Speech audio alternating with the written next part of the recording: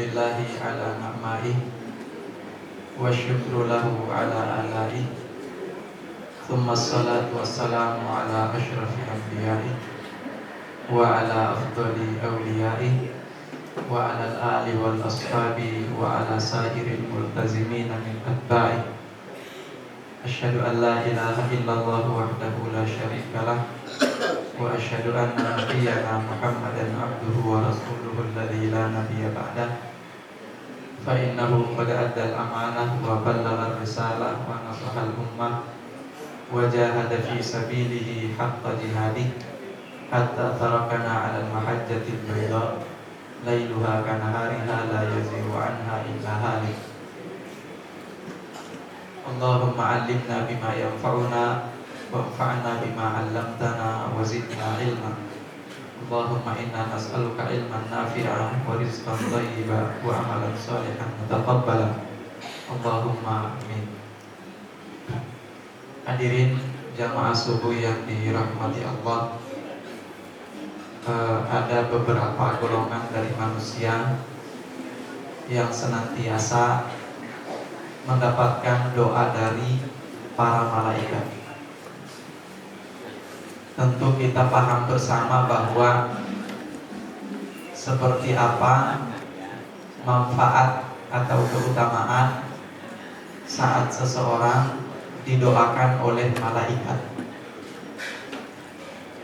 Tentunya seperti yang kita kenal bahwa para malaikat itu adalah makhluk yang suci, diciptakan oleh Allah Subhanahu wa taala bidun syahwat atau tanpa syahwat. Jadi pekerjaan mereka adalah la ya'sunallaha ma amarahum wa yaf'aluna ma yu'marun. Mereka tidak pernah memaksiati Allah Subhanahu wa taala dan pekerjaannya adalah senantiasa taat terhadap apa yang diperintahkan oleh Allah Subhanahu wa taala. Jadi kalau mereka ini adalah makhluk yang suci, dia tidak diragukan doanya. Kalau kita manusia yang berdoa, yang mungkin boleh jadi doa kita itu ada penghalang-penghalangnya. Di antaranya adalah maksiat yang senantiasa kita lakukan dalam keseharian kita. Nah, jika para malaikat itu adalah la ya'sunallaha ma amarahum, mereka tidak pernah memaksiati Allah dan mereka melakukan semua apa yang diperintahkan oleh Allah, maka dapat dipastikan bahwa doa mereka itu adalah doa yang senantiasa tidak akan tertolak di sisi Allah Subhanahu tabaraka ta'ala.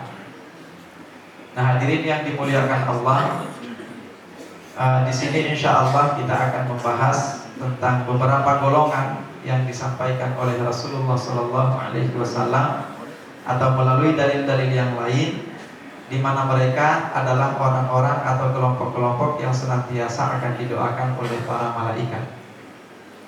Kelompok yang pertama adalah orang yang duduk di masjid menunggu sholat. Itu yang pertama. Ini sudah sering kita dengarkan dari para mubalighin, dari para asatidzah. Ini berdasarkan hadis Rasulullah sallallahu alaihi wasallam an Abi Hurairah radhiyallahu anhu qala qala Rasulullah sallallahu alaihi wasallam salatul rajuli fi jama'atin tudha'afu ala salatihi fi baitihi wa fi suqihi 25 bid'an atau 25 di'fa. وذلك أنه إذا توضأ فأحسن الوضوء ثم خرج إلى المسجد لا يخرجه إلا الصلاة لم يخطو خطوة إلا رفعت له به درجة أو بها درجة وحط عنه بها خطيئة فإذا صلى لم تزل الملائكة تصلي عليه ما دام في مصلاه ما لم يحدث taqulu Allahumma salli alaihi Allahumma arhamhu wa la yazalu fi salatin man tadhara shalah. Muttafaqun alaihi wa hadza lafdzul Bukhari. Dari Abi Hurairah radhiyallahu anhu, beliau berkata, Rasulullah sallallahu alaihi wasallam bersabda, salatul rajuli fi jama'atin tudha'afu ala salatihi fi baitihi wa fi suqihi 25 di'fa. salat seseorang di masjid bersama dengan jamaah atau jamaah berjamaah di masjid itu tudha'afu ala salatihi fi baitihi wa fi suqihi, dilipat gandakan dibandingkan dengan salat yang dia lakukan sendiri di rumah, wa fi suqihi atau di pasar, 25 di'fa, yaitu sebanding dengan 25 kali lipat pahalanya. Wadhalika, dan itu annahu idza tawaddaa, ketika orang itu berwudu, fa ahsanal wudu, lalu dia memperbaiki atau menyempurnakan wudunya. Summa kharaja ilal masjid, lalu dia bergegas menuju ke masjid. Lam yukhrijuhu illa sholatu, tidak ada tujuan lain datang ke masjid itu kecuali salat. Jadi bukan tujuan-tujuan yang lain. Ada juga orang datang ke masjid tujuannya lain, tujuannya beda. Seperti apa misalnya? Datang ke masjid ingin dikenal. Datang ke masjid hanya pada saat mau menyerahkan sedekahnya saja. Setelah itu diwanti-wanti sama pengurus masjid untuk disampaikan. Kalau bisa 7 Jumat. Ada seperti itu? Insya Allah di sini nggak ada ya. Nggak ada, alhamdulillah. Nah, jadi lam yukhrijuhu illa sholatu, tidak ada yang atau yang memotivasi dia keluar menuju masjid itu kecuali as-sholatu. Maka kata Rasulullah sallallahu alaihi wasallam, lam yakhtu khutuwatan illa rufi'at lahu biha darajah. Tidak ada satu langkah pun yang dia langkahkan kecuali Allah akan mengangkat dengan itu baginya derajat di sisi Allah Subhanahu wa taala. Selain itu, wa hutta anhu biha khati'ah. Selain setiap langkahnya itu akan mengangkat derajatnya di sisi Allah, setiap langkahnya itu juga akan senantiasa menghapuskan dosa-dosanya. Selanjutnya, fa idza shalla lam tazalil malaikatu tusalli alaihi. Ketika dia salat, maka pada saat itu malaikat selalu mendoakannya. Madama fi musallahu, selama orang itu masih berada di musallanya. Jadi ketika dia salat di masjid itu, atau pada saat dia tidak salat akan tetapi dia menunggu salat yang berikutnya, ini adalah penjelasan dari para ulama. Maka kata Rasulullah, lam tazalil malaikatu tusalli alaihi, sepanjang itu pula para malaikat mendoakannya. Jemaah yang dimuliakan Allah, kalau bisa ya habis salat maghrib ya nggak usah pulang ke rumah. Tapi jangan habis salat subuh nggak pulang ke rumah. Ini habis sholat subuh nggak pulang ke rumah, nanti nyambung sampai sholat duhur. Kalau seperti itu tidak diperbolehkan juga. Kenapa? Karena pada saat itu adalah saat yang sangat tepat untuk kita melakukan ibadah yang lain. Ibadah yang lain itu apa? Mencari nafkah. Ibadah yang lain itu adalah mencari nafkah. Mungkin kita pernah mendengarkan sebuah riwayat di mana Umar bin Khattab radhiyallahu anhu pernah menghunuskan pedang kepada seorang sahabat. Hanya gara-gara sahabat itu didapati oleh Umar bin Khattab, matahari sudah tinggi tapi dia masih berdoa di masjid. Umar bin Khattab langsung menghunuskan pedangnya kepada orang itu, disuruh untuk bekerja, keluar dan tinggalkan masjid itu. Dan kata Umar bin Khattab, i'lam, ketahuilah, annas sama'a, bahwa langit itu la tumtiru dhahaban, tidak akan pernah bisa menurunkan hujan dari emas. Ya. Jadi yang dimaksud dengan menunggu sholat berikutnya ini adalah pada waktu-waktu tertentu. Ya, pada waktu-waktu tertentu. Nah, ini jemaah yang dimuliakan Allah. Jadi sepanjang orang itu masih berada di masjid dan dia menunggu sholat yang berikutnya, maka kata Rasulullah, lam tazalil malaikatu tusalli alaihi. Sepanjang itu pula para malaikat senantiasa mendoakannya. Apa wujud daripada doa para malaikat itu? Tapi ada syaratnya lagi. Malam tuhdits atau malam yuhdits, selama orang itu belum batal. Jadi kalau batal wudu, batal langsung berwudu, jangan tunggu azan isya baru wudu. Gitu ya. Kenapa? Karena itu juga salah satu di antara syarat agar supaya sepanjang kita berada di masjid itu malaikat senantiasa selalu mendoakan kita. Apa wujud daripada doa para malaikat? Allahumma salli alaihi, Allahumma arhamhu. Ya Allah, salli alaihi, berikanlah salawat kepadanya. Ini artinya, ya Allah, berdoa pula kepadanya atau untuk dia. Nah, ini artinya doa para malaikat untuk senantiasa agar supaya orang itu senantiasa mendapatkan keberkahan dalam hidupnya. Selanjutnya, Allahummarhamhu, ya Allah rahmatilah orang ini. Seterusnya Rasulullah SAW melanjutkan, wala yazalu fi sholatin man tadhara sholat. Selain keutamaan didoakan oleh para malaikat, ada juga jaminan lain bagi orang yang menunggu sholat berikutnya adalah lam tazal fi sholati. Rasulullah SAW wala yazalu fi sholatin man tadhara sholat, dan dia dianggap menunaikan sholat sepanjang dia menunggu sholat yang berikutnya. Jadi selain didoakan oleh malaikat, orang itu juga dianggap sedang melakukan sholat sepanjang penantiannya terhadap sholat yang berikutnya di masjid itu. Ini kelompok yang pertama yang akan senantiasa mendapatkan doa dari para malaikat. Kelompok yang kedua adalah orang-orang yang ada di shaf paling depan. Jadi jangan enggan Pak kalau kita disuruh untuk mengisi shaf paling depan itu. Seharusnya kita berebut berlomba-lomba untuk mendapatkan shaf yang paling depan pada saat kita sholat, gitu ya. Karena ternyata orang yang sholat di shaf yang paling depan itu salah satu di antara kategori mereka yang akan didoakan oleh para malaikat. Ini berarti ibu-ibu nggak bakalan dapat itu ya ibu-ibu ya. Ibu-ibu dapat itu nggak ibu?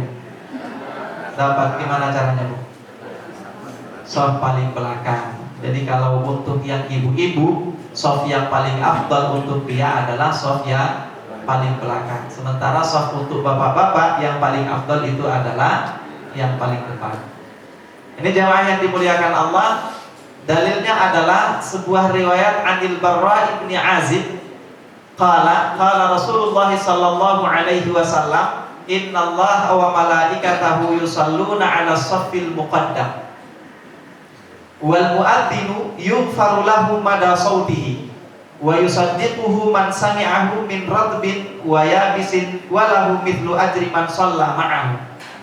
Rasulullah sallallahu alaihi wasallam bersabda, Anil Barra ibni Azib, dari Al Barra bin Azib, beliau mengatakan, qala Rasulullah sallallahu alaihi wasallam, Rasulullah sallallahu alaihi wasallam bersabda, innallaha wa malaikatahu yusalluna 'ala shaffil muqaddam.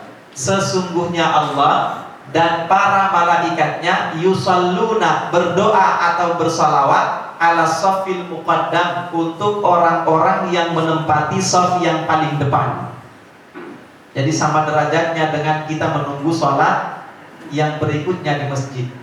Kalau mungkin kita mengatakan bahwa menunggu sholat yang berikutnya di masjid itu butuh waktu yang lebih lama, butuh waktu yang lebih panjang, perjuangannya mungkin juga lebih berat, maka kalau kita menginginkan doa dari para malaikat, tidak harus menyelesaikan waktu yang sepanjang Anda menunggu sholat yang berikutnya, maka cukup dengan sholat di shaf yang paling depan dalam sholat berjamaah, ya. Nah, innallaha wa malaikatahu yusalluna 'ala shaffil muqaddam. Sesungguhnya Allah dan para malaikatnya, ini bukan cuma para malaikat, Allah sendiri bahkan bersalawat terhadap orang itu. Ini berarti sama dengan ketika Allah Subhanahu wa taala bersalawat kepada Nabi sallallahu alaihi wa alihi wasallam. Ya. Selanjutnya, wal muadzinu yughfaru lahu mada sautihi. Ini juga keutamaan muadzin disampaikan oleh Rasulullah dalam hadis ini. Dan muadzin, kata Rasulullah, yughfaru lahu mada sautihi, akan diampuni dosa-dosanya sejauh jangkauan suaranya. Jadi kalau azan itu jangan kecil-kecil suaranya. Kalau azan itu sebesar mungkin suaranya. Kenapa? Karena sepanjang jangkauan suara kita pada saat azan, sejauh itu pula Allah Subhanahu wa taala akan mengampuni dosa-dosa yang kita miliki. Subhanallah. Ya. Jadi kalau muadzinnya di sini, muadzinnya di sini Ustaz Qasim. Luar biasa, Ustaz Qasim itu sudah imam muadzin pula, itu paling banyak diampuni dosanya oleh Allah Subhanahu wa taala. Amin ya rabbal alamin. Jadi kata Rasulullah, wal muadzinu yughfaru lahu mada sautihi, dan muadzin itu diampuni dosanya oleh Allah Subhanahu wa taala sepanjang jangkauan suaranya. Selanjutnya, wa yusaddiquhu man sami'ahu min ratbin wa yabisin, dan muadzin itu dibenarkan apa yang dia ucapkan pada saat azan itu oleh ratbin wa yabisin, semua makhluk baik itu yang kering maupun yabisin maupun yang basah. Saya nggak tahu ini makhluk yang kering dan yang basah itu apa maksudnya. Mungkin yang kering itu bebatuan kali ya, kayak bebatuan, tanah dan sebagainya. Yang basah itu ya air, salju dan sebagainya. Intinya semua makhluk yang mendengarkan itu semuanya juga akan yusaddiquhu, membenarkan apa yang dia ucapkan. Artinya semuanya akan mendukung. Pada saat apa yang diucapkan oleh seseorang itu didukung oleh banyak makhluk, saat itu pula akan menentukan orang itu akan diridhoi oleh Allah Subhanahu wa ta'ala. Yusaddiquhu man sami'ahu min ratbin wa yabisin. Selain itu walahu mithlu ajri man shalla ma'ahu, dan pahala yang akan didapatkan oleh orang itu akan sebanding dengan pahala orang-orang yang sholat bersamanya di masjid. Gitu ya. Jadi kalau sebanyak ini yang sholat bersama kita di masjid wajib, maka kita tinggal hitung-hitungan tadi yang muadzin itu siapa. Ya, sebanyak itu pula insya Allah pahala yang akan didapatkan oleh muadzin yang mengumandangkan adzan. Jadi kalau kita disuruh adzan, ya jangan menolak juga. Ada kesempatan untuk adzan, seharusnya kita berebutan, gitu ya, karena keutamaan yang akan didapatkan oleh orang yang adzan itu. Nah ini golongan yang kedua yang akan senantiasa didoakan oleh para malaikat, yaitu orang-orang yang menempati shaf yang paling dekat, yang paling depan pada saat sholat berjamaah di masjid. Selanjutnya, yang berikutnya adalah orang-orang yang melakukan sholat subuh dan asar secara berjamaah. Ini juga yang akan didoakan oleh para malaikat. Kita kalau sholat asar masih di jalanan ya, pulang kantor, enggak juga. Alhamdulillah kalau udah sampai di rumah ya. Atau kalau tidak, mendingan kita sholat asarnya di mana? Di masjid kantor kalau ada, atau masjid yang paling dekat dengan kantor. Kenapa? Karena itu juga ternyata salah satu di antara sarana untuk senantiasa mendapatkan doa dari para malaikat. Jangan sampai kita justru meninggalkan sholat asar hanya karena buru-buru ingin sampai ke rumah, padahal setelah itu terjebak macet juga. Itu ya, sama-sama aja. Sampainya di rumah jam berapa itu juga sama aja. Nah ini berdasarkan riwayat dari Rasulullah SAW. An Abi Hurairah radhiyallahu anhu anin Nabi sallallahu alaihi wasallam qala yajtami'u malaikatul laili wa malaikatun nahari fi salatil fajri wa salatil asr. Akan senantiasa berkumpul malaikat malam dan malaikat siang itu pada setiap salat subuh dan setiap salat asar. Ya. Setiap sholat subuh dan setiap sholat asar itu malaikat malam dan malaikat siang berkumpul. Malaikat malam ini adalah malaikat yang bertugas untuk mendampingi manusia pada saat malam hari. Sementara malaikat siang itu adalah malaikat yang mendampingi manusia saat siang hari atau sepanjang siang hari. Nah itu ternyata kalau kita aplusan ya Baji, aplusan. Oh ganti sip ya. Tapi ganti sip itu perlu ketemu nggak atau perlu berkumpul nggak? Perlu berkumpul ya. Ya, ini malaikat itu ganti sip itu juga berkumpul ternyata. Dan serah terimanya itu pada saat sholat subuh dan saat sholat asar. Nah berkumpul hari. Nah kata Rasulullah Sallallahu Alaihi Wasallam, fayajtami'una fi sholatil fajri. Mereka lalu berkumpul pada saat sholat fajar atau sholat subuh. Fatas'udu atau fatas'adu malaikatul laili wa tathbutu malaikatun nahar. Setelah mereka serah terima pada saat sholat subuh itu, tas'udu malaikatul laili wa tathbutu malaikatun nahar. Malaikat malam kemudian naik ke langit dan tinggallah malaikat siang. Jadi tadi itu barusan ada para malaikat itu yang ganti sip barusan pada saat kita sholat subuh. Ya, malaikat itu sudah ganti sip. Ya. Malaikat yang malam mereka naik. Wa tasbutu malaikatun nahar, sementara malaikat siang mereka tinggal. Ya. Selanjutnya wa yajtami'una fi sholatil asr. Pada saat salat asar mereka juga berkumpul. Lalu setelah itu fatas'adu malaikatun nahari wa tasbutu malaikatul lail. Malaikat siang naik ke langit setelah serah terima, lalu tinggallah malaikat malam. Fayas'aluhum rabbuhum. Ketika mereka sampai di sisi Tuhannya, malaikat tadi itu, mereka kemudian ditanyai oleh Tuhannya. Apa kata Allah Subhanahu wa taala? Kaifa taraktum ibadi, seperti apa kalian meninggalkan hamba-hambaku? Maka para malaikat yang tadi menyaksikan hambanya itu sedang menunaikan salat pada saat mereka serah terima jabatan itu,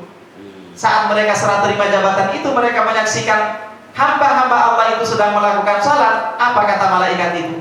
Malaikat mengatakan, atainahum wa hum yusalluna wa taraknahum wa hum yusalluna. Kami mendatangi mereka pada saat mereka sedang salat, wa taraknahum, demikian pula kami meninggalkan mereka, wa hum yusalluna, pada saat mereka salat. Jadi kalau malaikat misalnya datang serah terima jabatan pada saat sholat subuh, lalu kita tidak hadir di dalam sholat subuh jamaah di masjid, maka kita tidak termasuk dalam kategori yang didoakan oleh para malaikat. Malaikat tidak melaporkan kita di sisi Allah bahwa kita adalah termasuk di antara golongan yang sedang sholat pada saat mereka tinggalkan kita. Ya, seperti itu. Nah, maka selanjutnya apa kata malaikat itu? Faghfir lahum yaumaddin. Maka oleh sebab itu ya Allah, ampunilah mereka pada hari kiamat nanti. Ampunilah mereka pada hari kiamat nanti. Inilah doa para malaikat. Nah, jamaah yang dimuliakan Allah, doa malaikat itu adalah agar supaya kita diampuni oleh Allah pada saat hari kiamat nanti. Maksudnya boleh jadi ada di antara dosa-dosa kita yang belum sempat kita mohonkan ampun kepada Allah saat di dunia, tiba-tiba ajal datang menjemput kita, maka di hari kiamat kelak para malaikat akan senantiasa, atau di hari kiamat kelak jika kita didoakan oleh para malaikat ketika di dunia, kita punya kesempatan dan peluang untuk senantiasa mendapatkan ampunan dari Allah Subhanahu wa taala terhadap dosa-dosa itu. Syaratnya adalah apa? Syaratnya adalah wajah kita dilihat oleh malaikat pada saat kita sholat asar, wajah kita juga dilihat oleh malaikat pada saat kita sholat subuh. Jadi pertahankan terus itu jamaah yang dimuliakan Allah. Nah, ini juga berat ternyata ya. Sholat subuh dan sholat asar itu juga berat. Kalau kata pengamen sih, masuk waktu asar, apa ya? Saya pernah dengar pengamen nyanyinya katanya, tidak ada kesempatan untuk sholat. Waktu asar masih di jalannya, ya. Waktu maghrib apa ya? Kelelahan. Isya ketiduran. Itu. Ya, itu lagunya pengamen, tapi boleh jadi ada di antara yang bukan pengamen yang seperti itu prinsipnya. Terlalu lelah bekerja. Itu memang lagunya pengamen, tapi saya tidak jamin bahwa cuma pengamen yang seperti itu. Itu ya. Nah, ini jamaah yang dimuliakan Allah. Bahkan karena keutamaan yang dimiliki oleh salat asar ini, di mana pada saat itulah para malaikat senantiasa serah terima jabatan. Nah, maka oleh sebab itu ada di antara para ulama yang mentafsirkan makna firman Allah yang mengatakan as-sholatil wusta, hafidhu 'alas sholawati was sholatil wusta. Jagalah salat-salat dan terutama adalah as-sholatil wusta. Para ulama atau mufassirin banyak di antara mereka yang menafsirkan as-sholatul wusta, salat pertengahan itu adalah salat asar. Kenapa? Karena keutamaan salat asar yang dimiliki di antaranya adalah bahwa saat salat asar itu pula para malaikat senantiasa serah terima jabatan, dan saat itu para malaikat akan mendoakan orang-orang yang menghadiri salat jamaah asar di masjid. Nah, ini golongan yang ketiga yang akan senantiasa didoakan oleh para malaikat. Yang berikutnya adalah orang yang berinfak atau bersedekah. Nah, kalau ini sudah sering. Orang yang berinfak atau bersedekah itu juga didoakan oleh para malaikat. Betapa utamanya infak atau sedekah ini sehingga jaminannya itu tidak sedikit di sisi Allah Subhanahu wa ta'ala. Ada yang bisa sebutkan kira-kira apa saja di antara jaminan daripada orang-orang yang rajin bersedekah selain didoakan malaikat? Apa saja? Ya?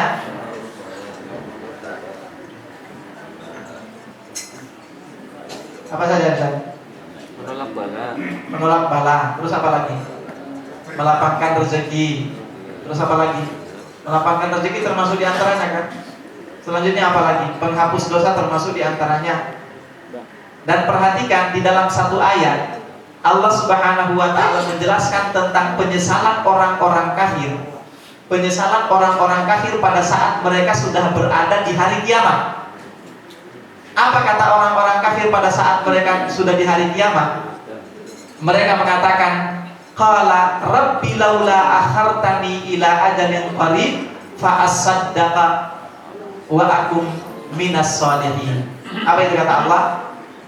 Wahai Tuhanku, laula akhartani ila ajalin qarib, seandainya kamu bisa mengakhirkan ajal saya itu meskipun hanya sedikit, ya. Ini penyesalan orang-orang kafir pada saat mereka sudah melihat azab Allah Subhanahu wa taala di hari kiamat. Ya, apa kata mereka? Rabbi, wahai Tuhan kami, laula akhartani ila ajalin qarib, seandainya memungkinkan kamu untuk mengembalikan atau menunda ajal kami meskipun cuma sedikit, apa kata mereka? Fa asaddaqa, maka sungguh saya pasti akan bersedekah.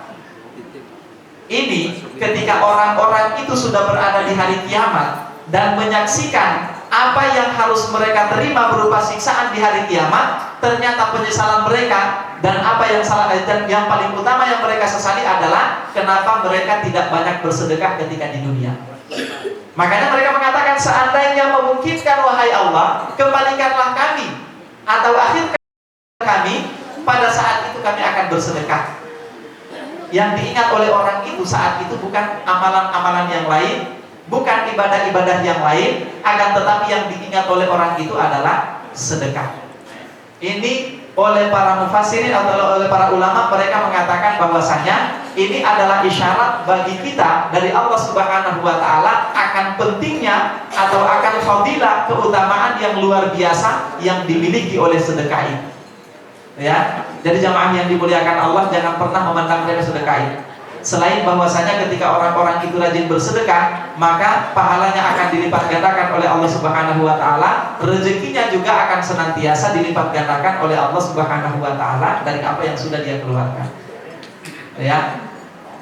Nah, ini berdasarkan sebuah riwayat an Abi Hurairah radhiyallahu anhu qala Rasulullah sallallahu alaihi wasallam, ma min yaumin yusbihul ibadu fihi illa malakani yanzilani fayaqulu ahaduhuma Allahumma a'ti munfiqan khalafa wa yaqulul akhar Allahumma a'ti mumsikan talafa.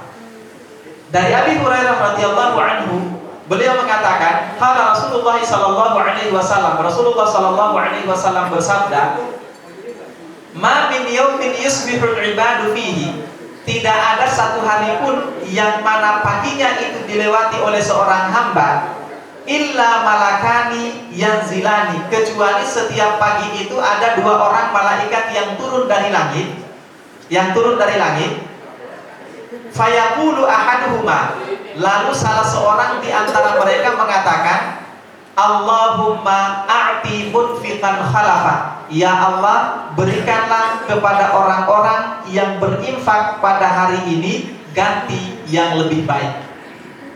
Wa yaqulul akhar, sementara malaikat yang lain mengatakan, Allahumma a'ti mumsikan talafa, ya Allah, binasakanlah harta orang-orang yang senantiasa tidak berinfak pada hari ini. Na'udzubillahi min dzalik. Jamaah yang dimuliakan Allah. Jadi pada setiap pagi malaikat itu senantiasa turun dan mulai menyaksikan di antara kita siapa yang bersedekah. Akan tetapi yang lain juga mengatakan bahwa yang dimaksud di sini adalah malaikat itu doanya secara umum. Artinya dalam satu hari itu. Ya, maka ketika Anda pada hari itu bersedekah, maka saat itu Allah Subhanahu wa taala mengabulkan doa malaikat yang pertama. Dan ketika satu hari itu terlewati dan Anda satu hari itu tidak bersedekah, maka yang dikabulkan oleh Allah untuk Anda adalah doa malaikat yang kedua, yaitu ya Allah, binasakanlah harta dari orang-orang yang senantiasa tidak bersedekah atau berinfak pada hari ini. Na'udzubillahi min dzalik. Jadi bersedekahlah agar supaya malaikat tidak mendoakan kita dengan keburukan, meskipun sekecil apa, yang penting pada hari itu senantiasa kita selalu atau setiap harinya selalu kita mengeluarkan sedekah kita. Kenapa? Karena setidaknya meskipun tidak besar-besar, setidaknya kita menghindari doa malaikat yang kedua tadi. Jangan sampai harta kita dibinasakan oleh Allah gara-gara kita tidak bersedekah pada hari itu. Na'udzubillah kita. Itu golongan yang keempat yang akan didoakan oleh para malaikat. Yang berikutnya adalah orang yang menjenguk orang sakit. Orang yang menjenguk orang sakit. Ini berdasarkan sabda Rasulullah SAW. Kita kalau menjenguk orang sakit sering nggak? Sering ya, alhamdulillah ya. Apalagi kalau di rumah sakit ya. Tapi kalau orang sakit gigi dijenguk ya? Itu deritanya orang sakit gigi itu ya. Sakitnya itu sudah luar biasa tapi nggak ada yang jenguk. Ada juga biasanya malah diledekin itu. Salah makan obat ya. Itu nasibnya orang sakit gigi ya. Sudah. Nah, jadi berdoalah jangan sakit gigi. Tapi berdoa juga jangan sakit yang lain lah. Mudah-mudahan kita senantiasa terhindar dari penyakit-penyakit. Nah, an Ali radhiyallahu anhu, dari Ali radhiyallahu anhu qala, beliau mengatakan, sami'tu Rasulullah sallallahu alaihi wasallam yaqul, saya telah mendengar Rasulullah sallallahu alaihi wasallam bersabda, ma min muslimin ya'udu musliman hudwatan illa shalla alaihi sab'una alfa malakin. Sab'una alfa malakin hatta yumsi. Wa in 'adahu 'ashiyatan illa shalla alaihi sab'una alfa malakin hatta yusbiha wa kana lahu kharifun fil jannah. Kata Rasulullah sallallahu alaihi wasallam, "Ma min muslimin ya'udu musliman hudwatan illa", tidak ada seorang muslim pun yang mengunjungi saudaranya yang sakit pada saat siang hari. Di siang hari. Jadi dia mengunjungi saudaranya yang sakit di siang hari, illa, kecuali kata Rasulullah, shalla alaihi sab'una alfa malakin hatta yumsi, kecuali ada 70.000 malaikat yang mendoakannya. 70.000 malaikat yang mendoakannya hatta yumsi, sepanjang hari itu sampai tiba waktu sore. Jadi Anda mengunjungi saudara Anda di pagi hari, maka sejak pagi hari Anda mengunjungi saudara Anda itu, Anda akan didoakan oleh malaikat sepanjang hari itu sampai tiba waktu sore. Yang mendoakan kita itu berapa orang? Sab'una alfa malakin, 70.000 malaikat. Ini bukan cuma satu jamaah yang dimuliakan Allah. Satu malaikat pun yang mendoakan kita itu sudah luar biasa. Bagaimana lagi kalau yang mendoakan kita adalah sab'una alfa malakin, 70.000 malaikat. Subhanallah. Ya. Selanjutnya, wa in 'adahu 'ashiyatan, kalau orang itu mengunjungi saudaranya yang sakit di waktu sore atau di waktu malam, maka shalla alaihi sab'una alfa malakin hatta yusbiha, malaikat atau 70.000 malaikat mendoakan orang itu sepanjang malam sampai tiba waktu pagi. Maka jamaah yang dimuliakan Allah, ini berarti kesempatan bagi kita, banyak-banyaklah cari informasi siapa yang sakit. Jangan pakai perhitungan juga ya. Aduh, orang juga ini kalau setiap orang sakit juga. Ya. Ingat jamaah yang dimuliakan Allah, di dalam ayat ini Anda tidak diperintahkan untuk selalu harus memberi kepada orang sakit itu. Meskipun kita juga harus sadar ya. Ya masa iya datang mengunjungin doa, datangnya nggak bawa apa-apa. Ya. Tapi ini adalah kesempatan.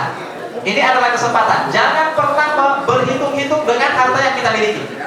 Jangan pernah kita punya sikap hitung-hitungan dengan harta yang kita miliki. Kenapa? Karena Rasulullah SAW sudah menjelaskan kepada kita tentang 3 hal yang memang benar-benar menjadi rezeki asli untuk kita.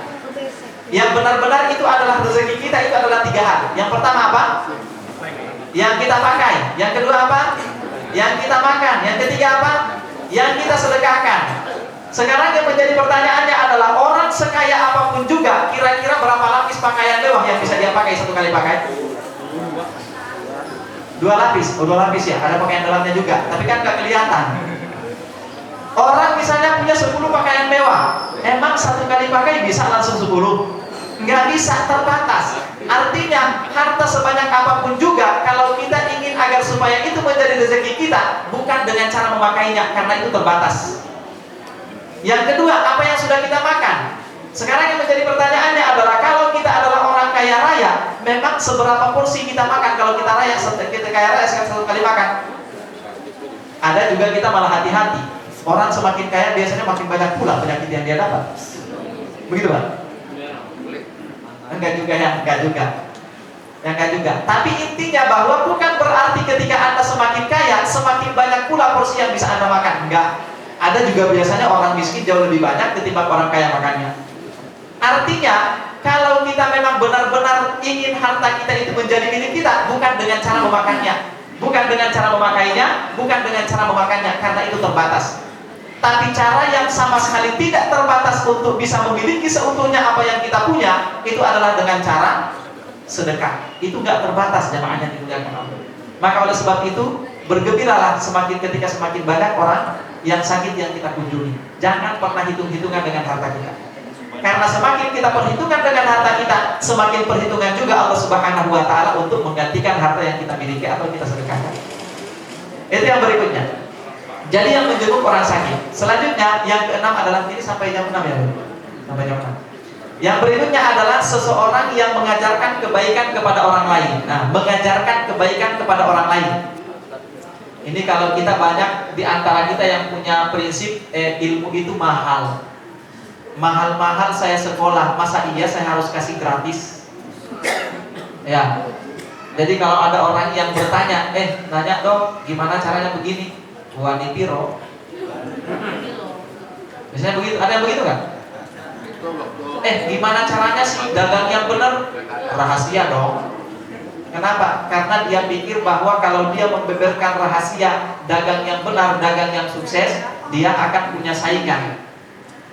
Ini orang yang sama sekali tidak menyadari bahwa rezeki itu benar-benar ditentukan oleh Allah Subhanahu wa Ta'ala.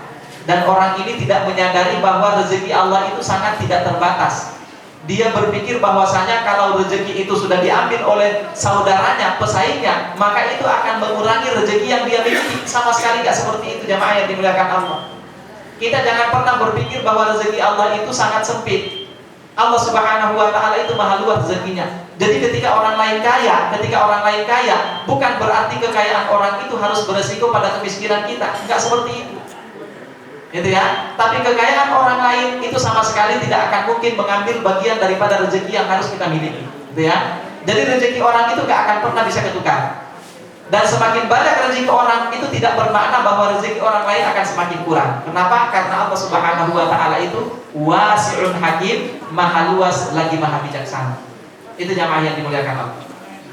Nah, ini orang yang senantiasa mengajarkan ilmu kepada orang lain. Rasulullah SAW bersabda, an Abi Umamah Al-Bahili qala, dzukira li Rasulillah SAW rajulani. Disebutkan kepada Rasulullah dua orang atau dua macam laki-laki. Yang pertama kata Abi Umamah, abidun, seorang ahli ibadah. Wal akhar, dan yang kedua adalah alim, seorang alim. Jadi ahli ibadah dengan seorang alim atau orang berilmu. Maka faqala Rasulullah SAW, Rasulullah SAW langsung bersabda, fadlul alim ala ibadi kafadli ala adnakum.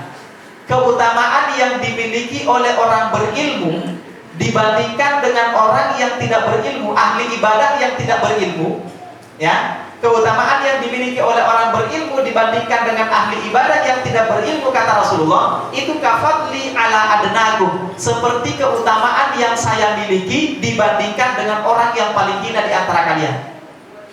Jauh gak itu? Jauh gak itu jamaah yang dimuliakan Allah? Rasulullah adalah orang yang paling mulia, bahkan beliau adalah nabi yang paling mulia. Sekarang mari kita bandingkan antara manusia yang paling mulia dengan manusia yang paling hina. Itu kan jauh sekali.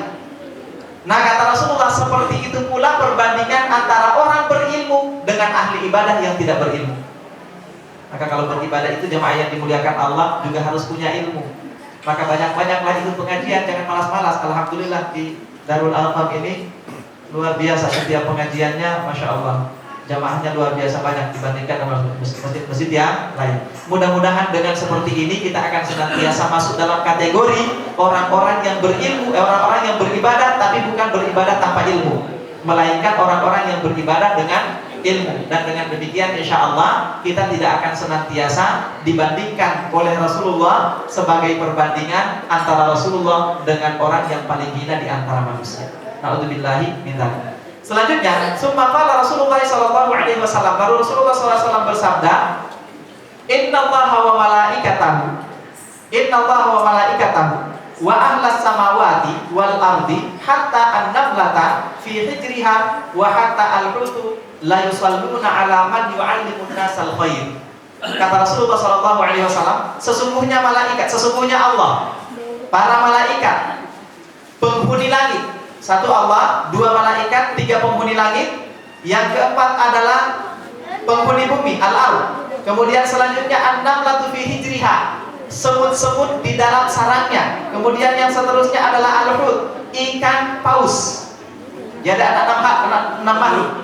Itu semuanya kata Rasulullah sallallahu alaihi wasallam, la yusalluna ala muallimin nasi al-khaira. Mereka semuanya mendoakan orang-orang yang senantiasa mengajarkan kepada orang lain kebaikan. Masya Allah. Jadi didoakan oleh Allah, didoakan oleh malaikat, didoakan oleh penduduk langit, didoakan oleh penduduk bumi, didoakan oleh semut yang ada di sarangnya, dan didoakan oleh ikan paus. 6 makhluk ini mendoakan orang-orang yang senantiasa mengajarkan kebaikan kepada orang lain. Maka jamaah yang dimuliakan Allah, banyak-banyaklah mengajarkan kebaikan kepada orang lain. Niscaya kita akan didoakan oleh 6 tadi itu, atau 5 makhluk ditambah dengan Allah Subhanahu wa ta'ala. Selanjutnya golongan yang berikutnya adalah orang yang bersalawat kepada Rasulullah sallallahu alaihi wasallam. Ini berdasarkan sabda Rasulullah an Abdullah bin Amr radhiyallahu anhuma qala Rasulullah sallallahu alaihi wasallam, man shalla ala Rasulillah sallallahu alaihi wasallam salatan sallallahu alaihi wa malaikatahu 70 salatan. Barang siapa yang bersalawat kepada Rasulullah sallallahu alaihi wasallam, maka Allah dan malaikatnya akan bersalawat kepadanya 70 salatan, 70 salawat. Jadi kita satu kali salawat, malaikat 70 salawat yang diucapkan. Setiap kita mengatakan Allahumma salli ala nabiyyina Muhammad misalnya, pada saat itu malaikat bersalawat kepada kita 70 kali. Jadi 1:70. Selanjutnya kata Rasulullah SAW, falyuqillah abdun min dalika aw liyukthir. Maka silakan kalian mau memperbanyak salawat atau kalian mau mengurangi salawat kalian. Semakin banyak salawat yang kalian ucapkan, semakin banyak pula salawat yang akan diucapkan oleh para malaikat untuk Anda. Sebaliknya semakin sedikit, juga semakin sedikit salawat yang akan diucapkan oleh malaikat untuk Anda. Yang berikutnya adalah orang yang berpuasa sedangkan orang lain dalam kondisi makan. Nah ini Rasulullah SAW bersabda. Jadi suatu ketika Rasulullah mendatangi Ummu Amarah. Pada saat itu Ummu Amarah itu sedang dikelilingi oleh banyak orang. Kemudian Ummu Amarah ini memberikan kepada orang-orang itu kurma, dibagi-bagikan kepada mereka kurma, dijamu istilahnya. Tapi tiba-tiba ada satu orang yang berdiri. Yang berdiri kemudian keluar dari majelis itu. Rasulullah lantas mengatakan, ada apa dengan orang itu? Orang itu tiba-tiba menjawab dengan sendirinya. Dia mengatakan, inni shaim, sesungguhnya saya sedang berpuasa. Maka apa kata Rasulullah sallallahu alaihi wasallam? Ama innahu ma min shaimin ya'kulu indahu fawatirun illa sallat alaihi al malaikatu hatta yaqumu. Tidak ada seseorang yang berpuasa, sementara orang lain pada saat itu makan, kecuali kata Rasulullah, malaikat akan mendoakan dia sampai orang-orang itu selesai makan. Jadi sepanjang orang itu makan, malaikat sepanjang itu pula mendoakan orang itu. Gitu ya. Jadi orang yang berpuasa pada saat orang-orang yang lain makan. Selanjutnya, orang yang sahur.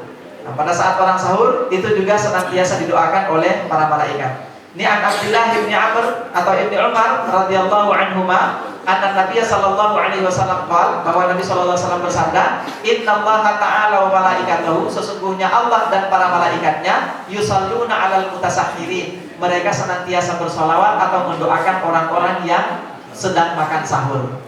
Maka kalau berpuasa jangan berpikir juga untuk gak makan sahur. Satu, itu menyiksa diri, kemudian yang kedua itu kehilangan berkah. Karena apa? Orang yang sahur itu mendapatkan berkah dari Allah. Selain mereka didoakan oleh para malaikat, gitu ya. Selain mereka didoakan oleh para malaikat. Rasulullah SAW dalam hadis lain juga bersabda, tasahharu fa inna fi sahuri barakah.